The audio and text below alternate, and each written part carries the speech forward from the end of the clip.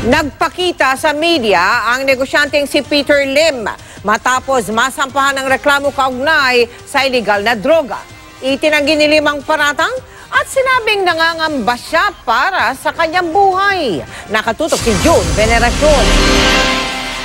Mula nang magpakita sa NBI noong July 21, 2016, ngayon lang muli nakita ng media si Peter Lim, ang Cebu-based businessman na inaakusahang big-time drug lord. I'm scared about my life. Because of the false accusation, people might think it is true and it's not true. I've never been in that business and I will never be in that business. Hinarap pa siya ni Pangulong Duterte noon, makarang idawit sa kalakaran ng illegal na droga. Pero lahat ng mga paratang ng mga nag-aakusa sa kanya, wala raw basihan. Why should I hide? Diba?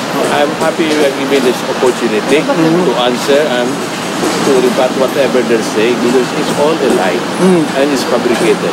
Sinampahan na sa Department of Justice ng reklamong paglabag sa Comprehensive Dangerous Drugs Act si Lim. Pinapaharap siya sa DOJ sa August 14. Ayon sa CIDG, binanggit ng dating aide ng mga Espinosa ng Albuera Leyte na si Marcelo Adorco na kabilang sa kanilang pinagkukunan ng droga ay si Lim.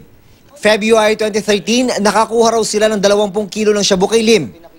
June 2015, ayon kay Adorco, muling nag-supply sa kanila ng shabu si Lim, alinsunod sa napag-usapan sa kanilang meeting sa Thailand noong June 4, 2015. Does this say, guys, we met in Thailand like this? Oh, no, 20, wasn't mentioned in 20. I'm sure I was not there. Ito ang compound ng main office ng negosyanteng si Peter Lim. 45 taon na raw ito nag-ooperate. Pinapasok niya rito ang media para ipakita na legal ang kanyang mga negosyo. Mga negosyo tulad ng real property development at pagbibenta ng mga imported heavy equipment. Sobrang yaman nga raw ni Lim, base sa full background investigation ng CIDG Region 7. Kayang-kaya nga raw nitong magbayad ng mga bodyguard para bantayan siya 24 oras. We received a report na heavily guarded siya and most of his bodyguards are actually dismissed from the service either sa police or sa military. Hindi pa masagot ni Lim ng diretsyo kung sisipot ba siya sa DOJ sa August 14. June Veneracion, Nakatutok, 24 oras.